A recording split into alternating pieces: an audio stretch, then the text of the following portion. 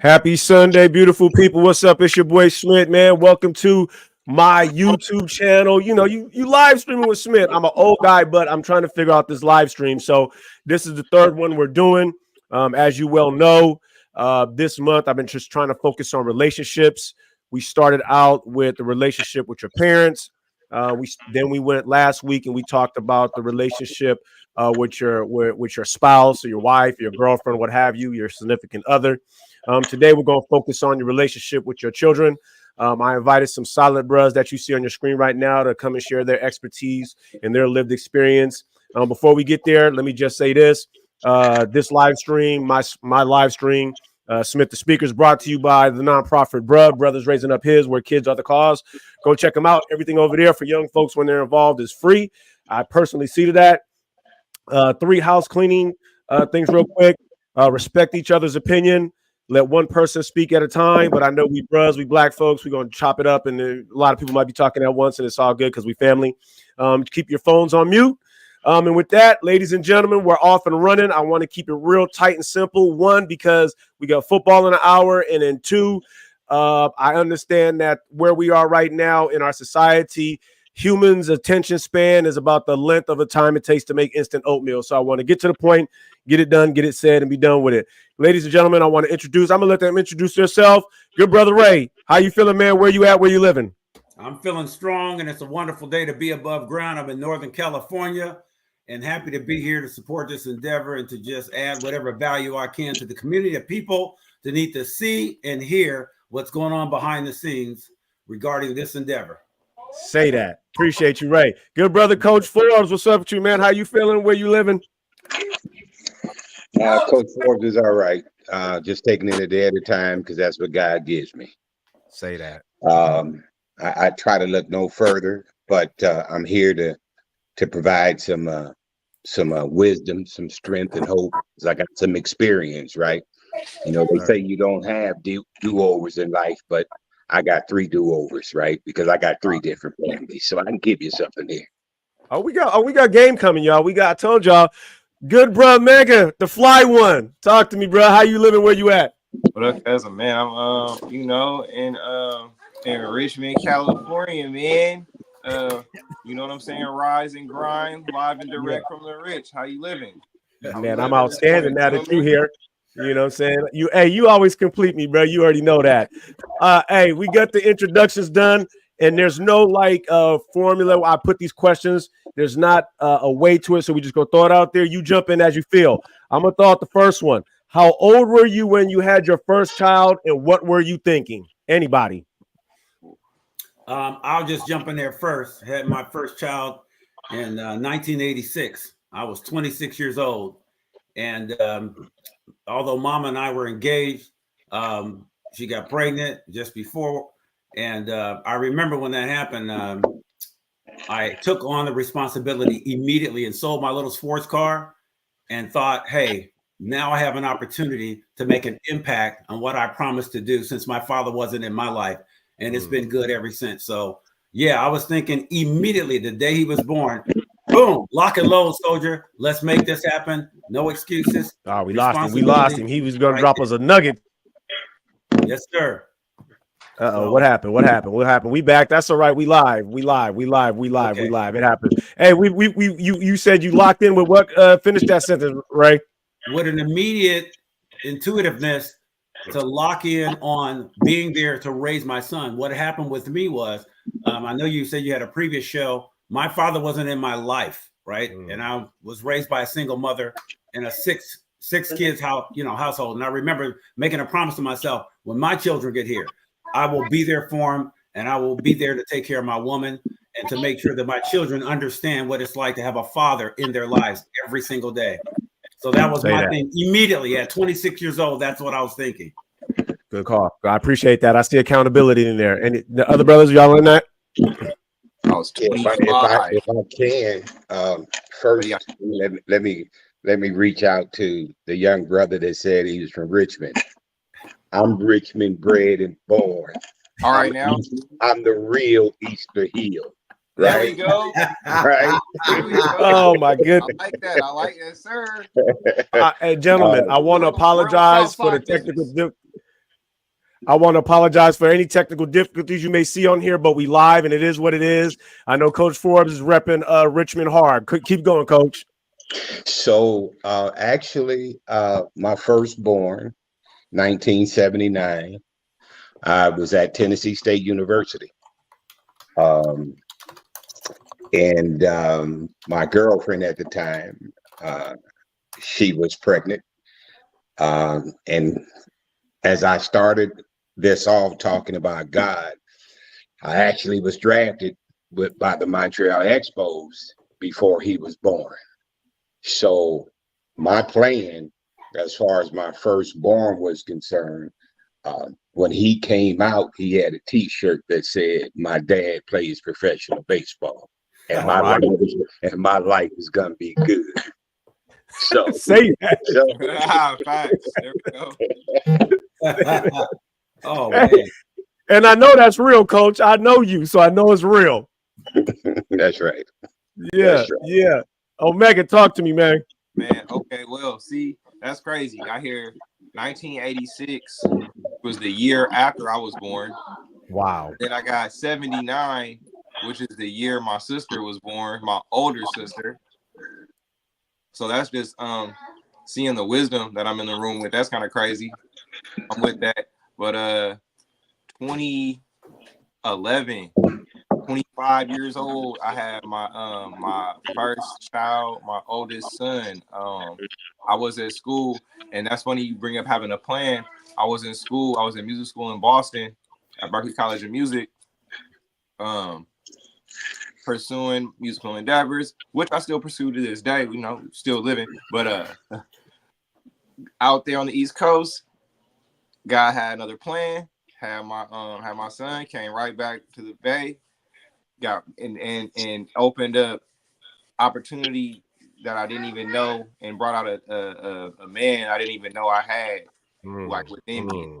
So yeah. That's deep, bro. I appreciate that one. I just want to jump in with mine. I was 20. I thought I knew everything in the world.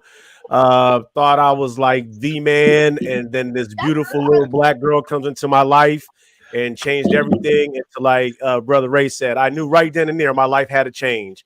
I had to be about something. I had to stand on something. I had to make sure this little girl was very well taken care of if it meant my life. Real quick, I was supposed to be going into the Navy like 3 days before 3 days before I found out, I think. And when I found out, I was like, there's no way I could leave my daughter. That's just not gonna happen. I can't. So and yeah, I was young and I had some things to learn. So I thank you guys for that. So let me ask you this about the first child and the second one and the third one, or however many you had. Yeah, because I got a few running around right now. Go chase them, dog. Go chase them. I know man, it's that time of the day. It's that time of the day. Did anybody issue you a how-to pamphlet on how to connect with your children or your child at that time? Did you receive any pamphlet? Did you read any material to say, oh, this is how you connect? How did that work out? Well, I'll jump in first on that one, because I always say, you know, now that my kids are grown, I said, listen, all four of them raised two young ladies and two young men, having 4 children. And I always said, hey, I put my best foot forward. There is no handbook, and there was no class for me to go to on how to raise children. I said, so no, I read no books, but I took my cues from paying attention to my surroundings and watching what was conducive to what was good and what was not good in my environment, right? So I saw the fathers that were very tender and very hands-on in their children's lives. And I saw what the neglect looks like. Although I knew it personally from my home, with my dad being in and out of prison, running around. I got 16 half brothers and sisters. It is what it is. He was a rolling stone. And I watched my mother and all the pain and suffering she went through. So I remember saying, hey, there's some basic fundamentals that you can capture just by paying attention to life, right? And so for me, it was just a matter of being taking the experiences of other fathers, right? Reaching out and having conversations with other men that had children, and that kind of started me from there. Yeah. Anybody else? Yeah, I would have to concur. There was no Google. I couldn't ask Google. Google, tell me how to be a dad. There was no such thing. However, I knew right and wrong.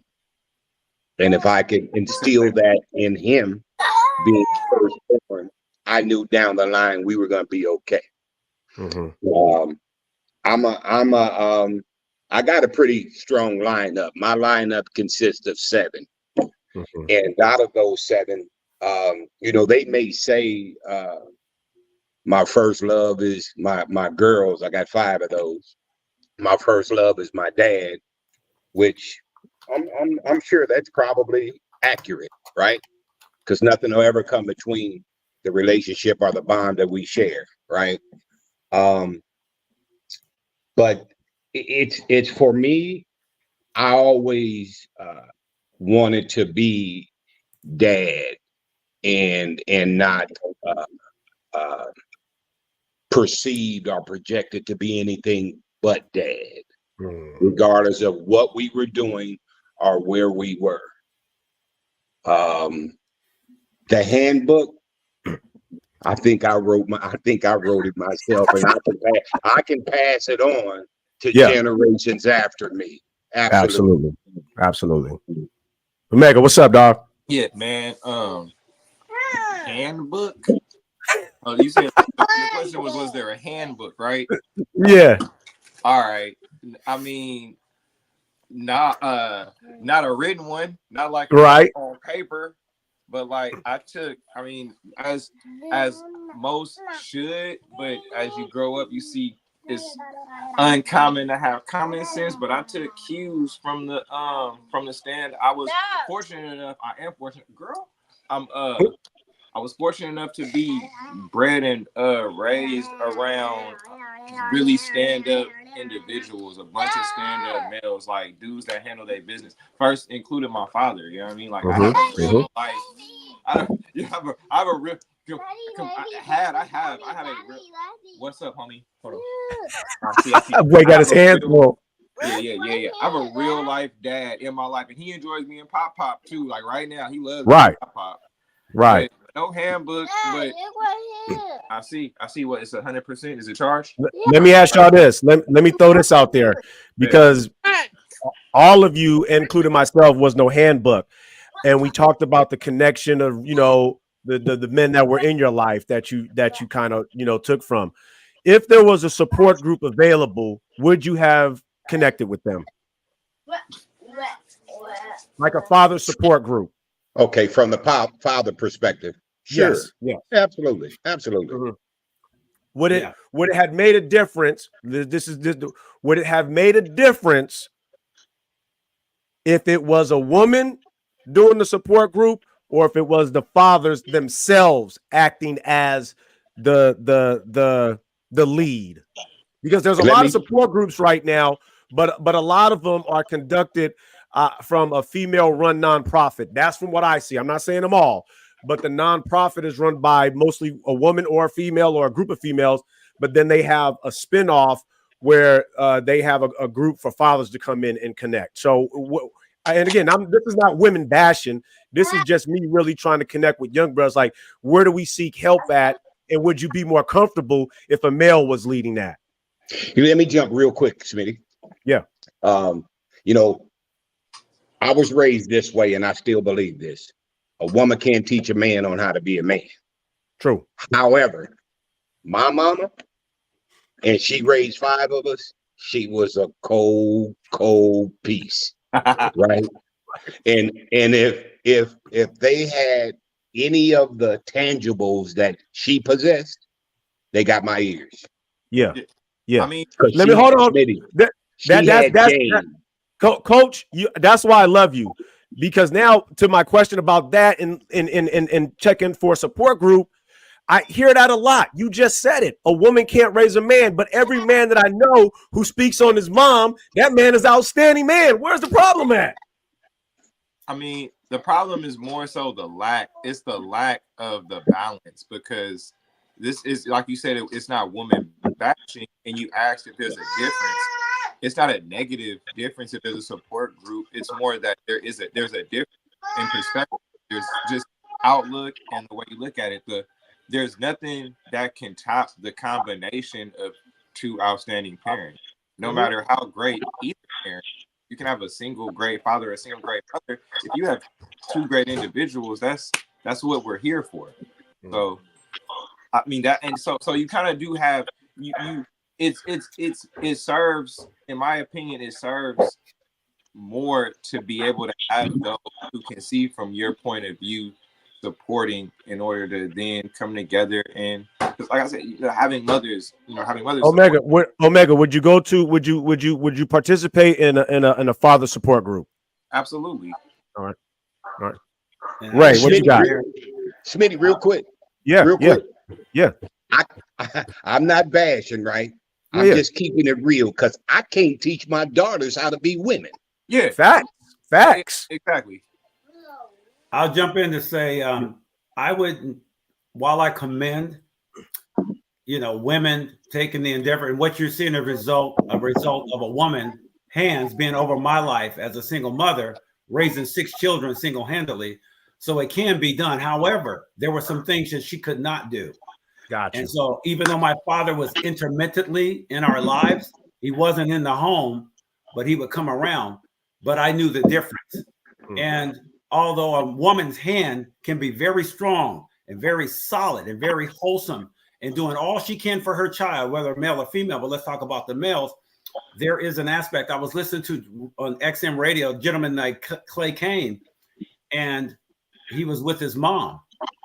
They separated, the husband and wife, and the mother got to a point where she says, you know what? It's time to take you to your father because I can't teach you how to be a man. Only he can do that. I'm listening to this. I know who he is, but he's telling his story. And the woman had enough sense to say, I've done all I can do. I'm at a point now where I know the man needs to teach my son how to navigate from here. Right. So yeah, while a woman's hands can be strong and instrumental in helping to shape and create a foundation to catapult them, there is something missing. And I pay attention to the animal kingdom. When the males are absent, there's a different dynamic in the way the family is operating. And I'll get into that some other time. I can dig that. And I appreciate it. And I want to throw this spin on what all three of you just kind of alluded to in a sense. And this is we all have daughters. If the struggle, if the absence of the father in a young man's world, how do we as dads, because like you said, I can't teach my daughter how to be a woman. And I think the greatest unagreeable conversations me and my daughter had, she was turning 15 or 16. She, you know that age. And she raised her voice at me and was like, Dad, you just don't understand. And I was like, damn, I don't. I was never a 15-year-old girl. So being the father I want you guys to speak on this. How do you raise a young woman from a male's point of view? Real quick. For me, it was the example that I set for them as a man. It's like, value yourself, be independent in regards to yourself, and the things that I show you, I would hope you look for that in a man. I think that for me and my girls, I really think that said it all, and I think they do that, and it puts a lot of pressure on that man because shut your mouth.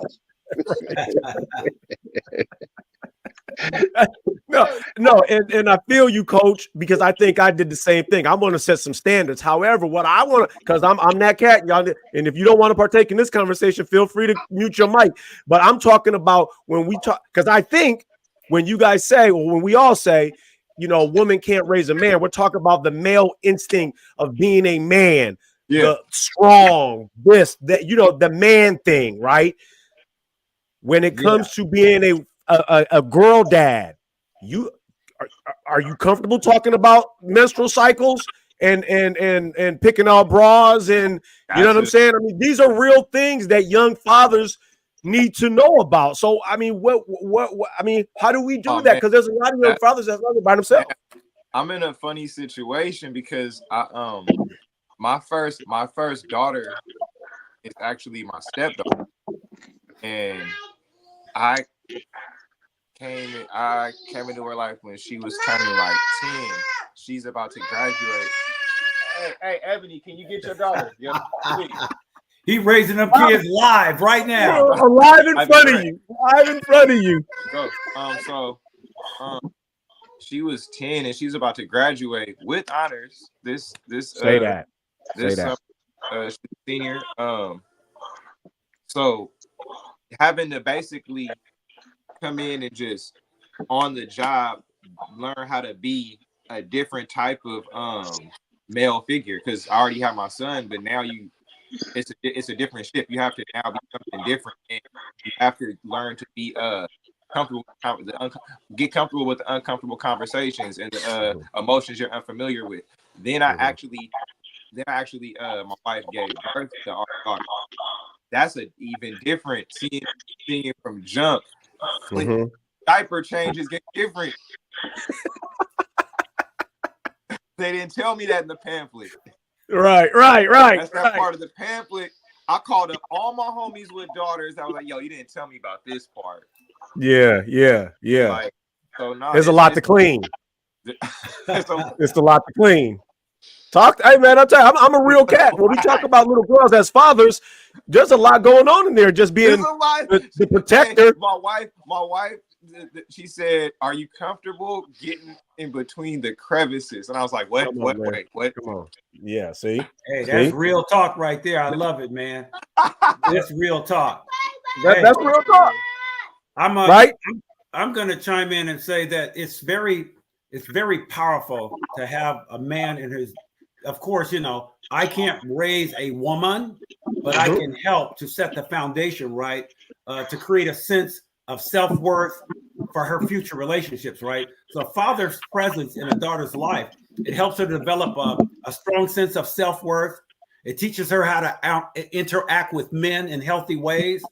It also provides, let's say, a secure sense of emotional support, and it pretty much acts as a positive role model, a father being there to reflect in society what she should be looking for in a man. If a man is responsible, to teach his daughter the best he can, right? Respect, responsibility, conveying a very strong sense of confidence, and ultimately, I think shaping her view of relationships and her overall well-being, because she can reflect off looking at her father in a certain sense. So that, I think it does have a great benefit, right? Okay. So, yeah, I'm with it. Coach, did you want to say something? I didn't sure if you had to. Yeah. Hey, look, as far as the daughter perspective is concerned, it's resources, right? I had sisters, right, who would step in and guide my girls, but I guess I was pretty fortunate because all my girls had mothers. Right. So we had things that I needed to do and things that I didn't need to do. Right. And as far as changing them and things of that nature, I'm old school. Right. I come from, I'm a 60s bruh. So, it was what it was. It needed to get done. So because me back in those days, the woman would be like, excuse me, shit. Well, I'm finna go. You need to take care of that. Right. Okay. But again, it is part of being a father, and it's part of the connection. So I will say this. I will ask this. What does a healthy relationship look like with your children, and what does it sound like? What does it look like, and what does it sound like? It looks like I'm saying at a point now where I have a 30-year-old daughter that I just gave away in marriage a couple of months ago, and then I have another daughter that's 36 years old. Then I have two sons. What does it look like? I always sit my children down, and I have conversations with them. Every now and then I call it a pit stop, just talking to my kids. But regarding my daughters, it looks like I can show you better than I can tell you, right? So what does it look like? It looks like everything. And I'm waving a flag to say I've been married for 38 years. I've been with this woman for 45 years. And I knew I had some sense of how a woman is supposed to be treated, responsible to tell my daughters, watch me. You understand how a woman is supposed to be treated, right? My interactions with your mother. And then they also watch the interactions with my mother, my sisters, and females in my life. And so those interactions is what they observed. And what it sounded like when I was angry, not bashing in walls, calling my wife out of her name, and trying to prove how angry and how much of a macho man I am, but being power under control, and let my daughters not hear me calling my wife out of her name, not threatening her, putting hands on her, because that's what my father did. And I said, I refuse to go there. I am my father's son, and it's built in me. I will not use it as an excuse. Well, my father did it. So I had just taken responsibility, not waving a flag, but standing on business saying, I know my daughters are watching. They're watching me and they're listening to me. So I have to make sure that I move correctly to help them navigate and understand what that sounds like and what that looks like. That's just mine. You know, Ray, how old are you, Ray? I'm 64 years old. I was born in Smitty, 1960. Smitty, I'm sitting here listening to him, and I can tell we come from the same era. We come from the same generation. I think where bruh, as far as bruh is concerned, right? If we can pass on what we've gone through and what we share, right? Because things change generationally, right? I mean, I hear him speak and I hear me talk. Right? I mean, that's real. I'm so real. Hey, that tells you about my circle, coach. Go ahead. Yeah, you always were an OG. Come on, man. He's been with me for a long time. Oh, okay. I always surround myself with quality individuals. You know what I'm saying? So I appreciate that. And go ahead, Mega Brad. I want to make sure I get your input too on what does a healthy relationship look like and what's it sound like? Man, I think with your children. Yeah, I think it sounds like open conversation, the hard talk, the conversation, proactive instead of reactive, preemptive type conversations of them coming to you saying, I'm going through something, before it's like out of hand and out of bounds and you got to bail them out. Maybe literally bail them out, but I mean, like, before having that freedom of talking, and even when you come to them, having the child that doesn't immediately leave the living room, you walk in the house, you know, things like that. That's deep. Yeah, like, no, that's what it looked like. It's things that you gotta, like, watch out for.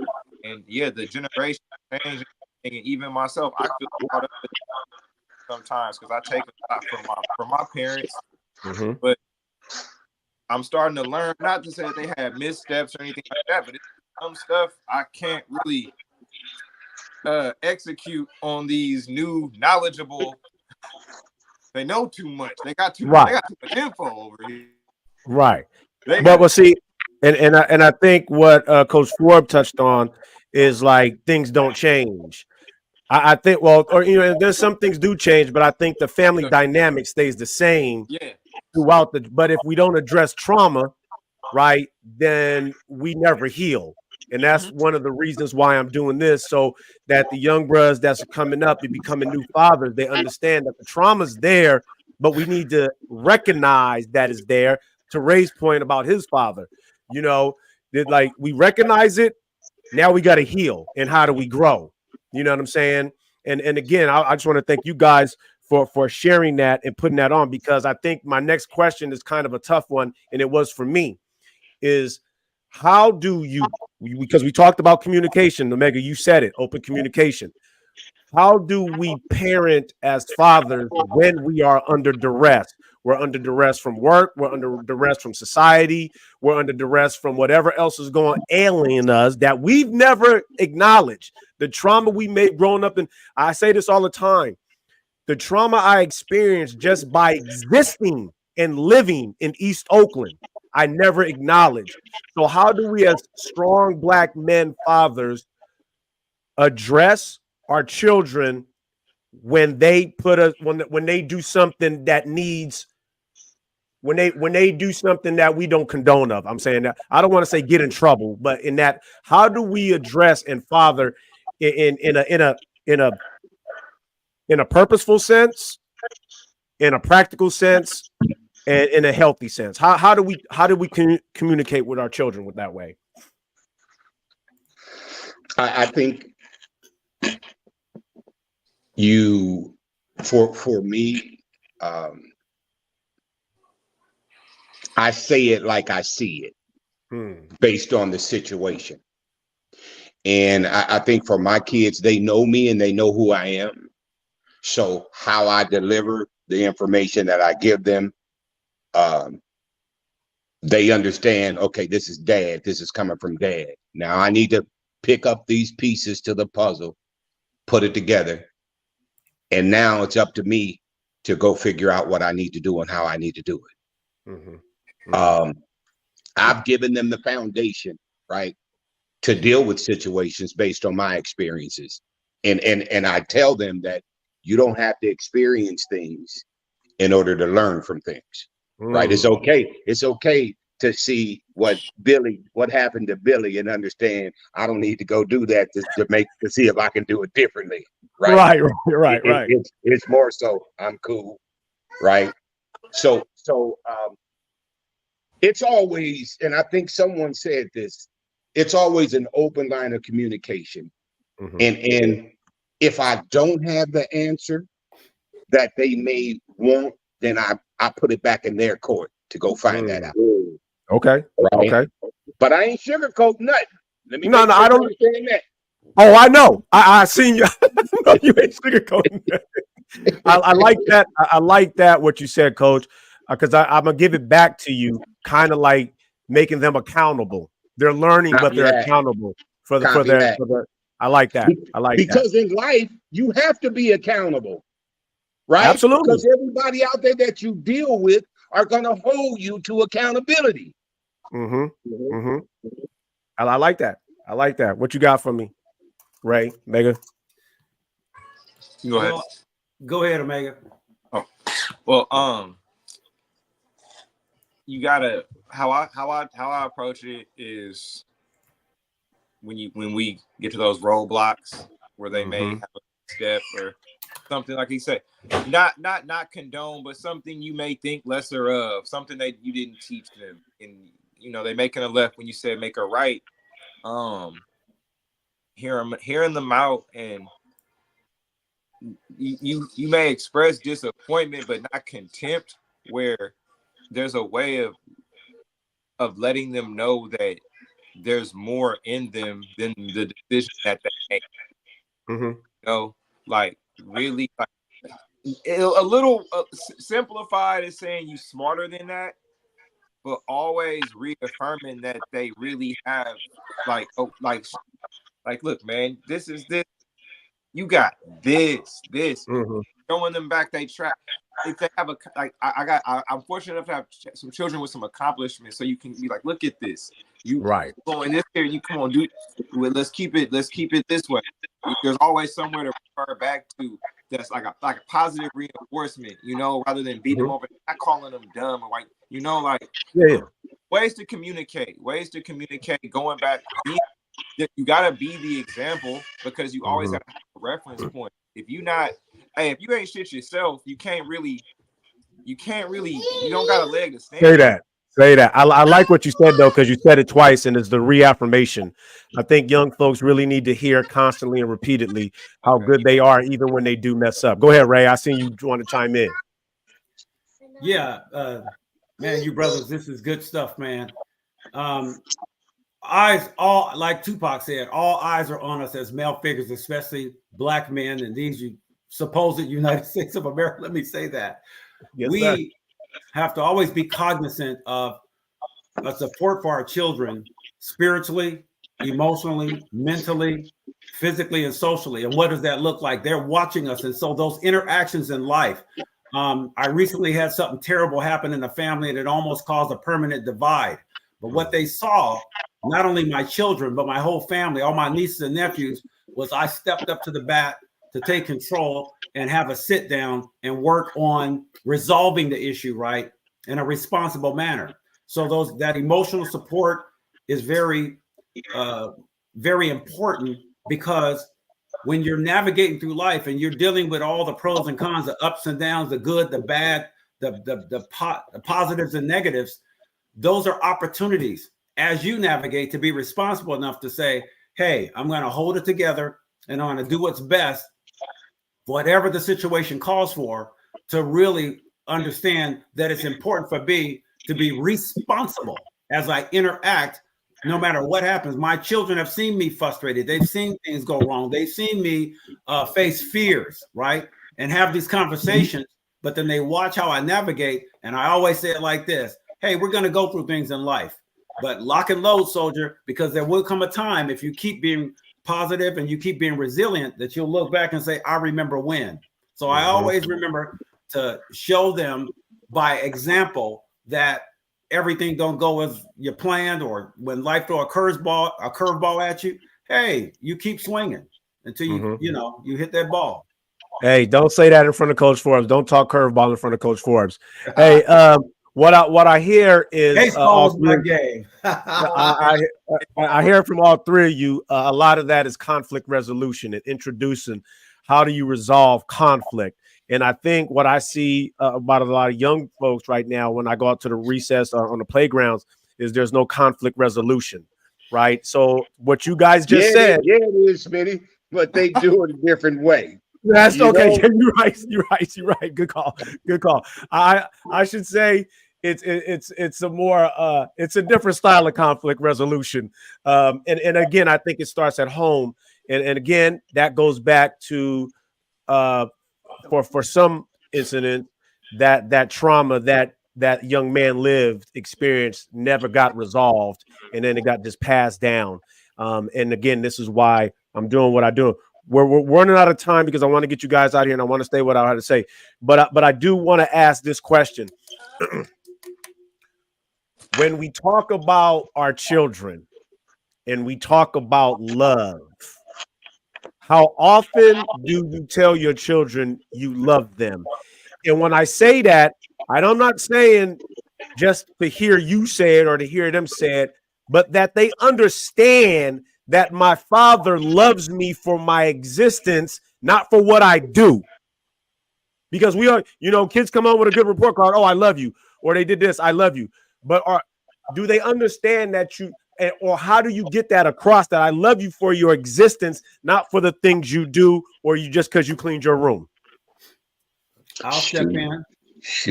And I'll say, man, listen, love is an action word. Love is an action word. You demonstrate your responsibility to exercise love on your children, right? And so what does that look like? When they fall short and they mess up and make mistakes, you sit down and you have these conversations with them. Sometimes I'll have even now today, all of my kids are grown.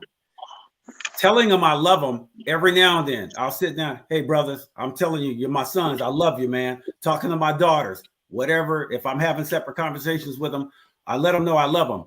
I rarely say it, but there's moments where I say it. But I think it's more important to demonstrate what loves look like. How I move, how I talk, everything is in love. And so when they see love in action, the demonstration of love, as you think, biblically, for God so loved the world that he gave his only begotten son. He demonstrated by sacrificing his life. And so those sacrifices of love looks like how you move responsibly, showing them love, because telling them can be empty. You can say one thing and do another, but you can say it and then back it up with action. So you move in love responsibly. Yeah, that's my take. Go ahead, Brad. Two-part for me, Smitty. Yes, sir. Every conversation that I have with my girls always ends with "I love you," all the time. Now with my boys, I don't know. It's different. And but I know they know I love them because of what Ray said, my actions as far as they're concerned. And maybe that's just how, I was brought up, right?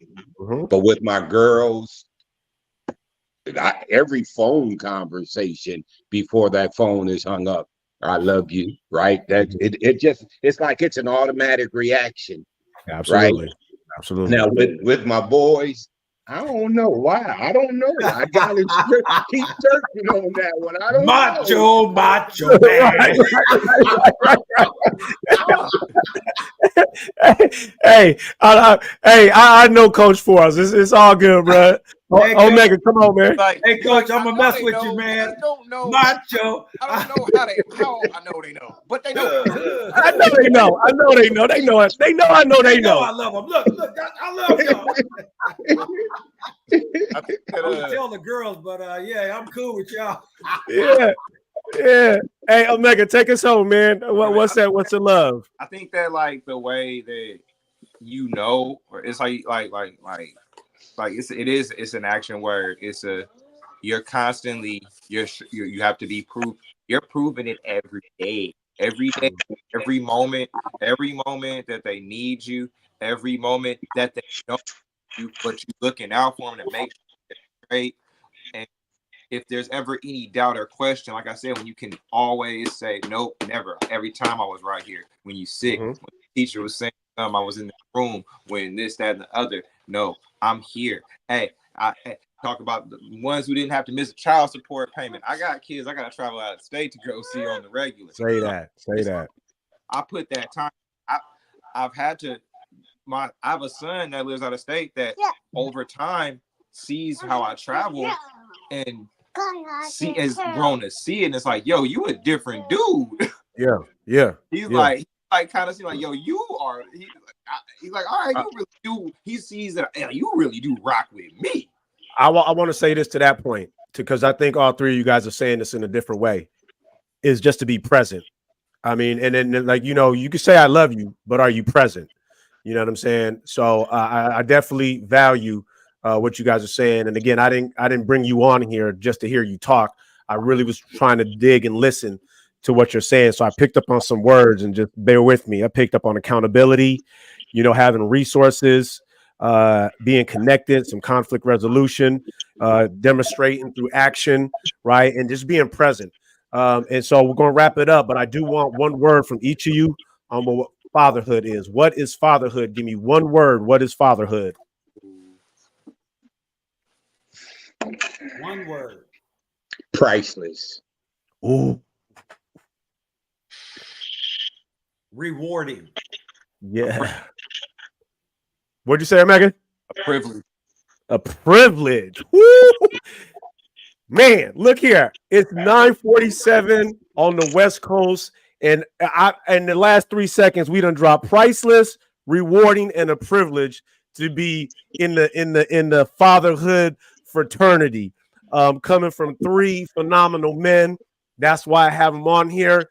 Purposely, as you see, it's some age differences here for a reason, because young people need to see and hear and not be out of touch. Like, oh, these dudes is old, they out of touch. This young dude's not old enough to tell me what to do and how to be a father. The great thing is, you can be who you are as long as you're authentic. Is you're authentic and who you are. And if you try, this is one thing I tried, and I'm gonna shut up after this. We're gonna shut it down before I say thank you to everyone. It's no right or wrong. It's just try to be a father, man. Try to talk. I think Omega and Ray can speak to this. When I was a young father with my daughter, I didn't know nothing about no little girl. But I'll tell you what, I tried like hell. I did her hair, I brushed her teeth, I made her dresses, and we had tea parties in the closet. I didn't know what I was doing, but I tell you what, there was no way in hell that my daughter wasn't going to have me not try. You know what I'm saying? So young brothers, if you out there and if you planning on having kids, and it's another thing, because my oldest son, when he had his son, He didn't think it was the right time. Ain't never no right time to have no child. You can have $1 billion and 15 houses and a car and all these and your own business. It's still no right time to have a child because it takes time, it takes effort, and it takes you trying. You know what I'm saying? So with that, I'm going to get off the soap dish. I want to thank each and every one of you gentlemen for joining me today on Smith the Speaker, man. I do this for a reason because I want to make sure that we recognize the trauma that our young brothers are going through, that we went through, that they don't continue to fall through the traps and be taken away and removed from our homes. You know, I want to say this in closing also as well, because it's important. If you look across the federal government and the programs, the only way young women, young moms can receive any kind of federal aid is if the father doesn't live in the house. So that's a game unto itself. We're not going to get into that, but I just want to point that out. That's how powerful it's privilege. It's a privilege to be a father, and we need to be in the homes. We need to be in the homes. That's why we did this. Brother Ray, thank you so much. Coach Forbes, man, I can't thank you enough. Omega the Fly One, man, thank you guys so much. I appreciate you. I just want to let everyone know when I show up, whether I'm in the schoolhouse, whether I'm on the street, whether I'm in juvenile hall, I speak for these brothers right here. I learn a lot from them. I get game from them. They in my circle. Now they in your circle. Join me again next Sunday when we're going to talk about the reconciliation of black men and us acknowledging who we are. Until then, brothers, I love you. Black people, I love you. Smitty, yes, sir. Yes, sir. Real quick. Yes, sir. Thank you for utilizing your platform for the reasons that you do. Thank you, sir. Selfless service. Anytime you need me, like Dion say, I'm easy to find. I know you are. I want to close with that. Smitty, I want to thank you, brother, for even thinking of me. And I'm so grateful for the opportunity to sow seed into this whole objective. And I just want to say, for brothers, I don't care what you're going through. I care what you're going through, but I don't care in a sense that there's nothing more powerful than the made up mind. When you see an opportunity for change or what's better out there, gravitate towards it on purpose, because there's nothing more powerful than a made up mind. You'll be surprised what you find yourself gravitate into, and the whole world will be different. Yes, sir. Say that word. Say that word. Appreciate you, bros. Y'all be well. Guys, thank you. All right.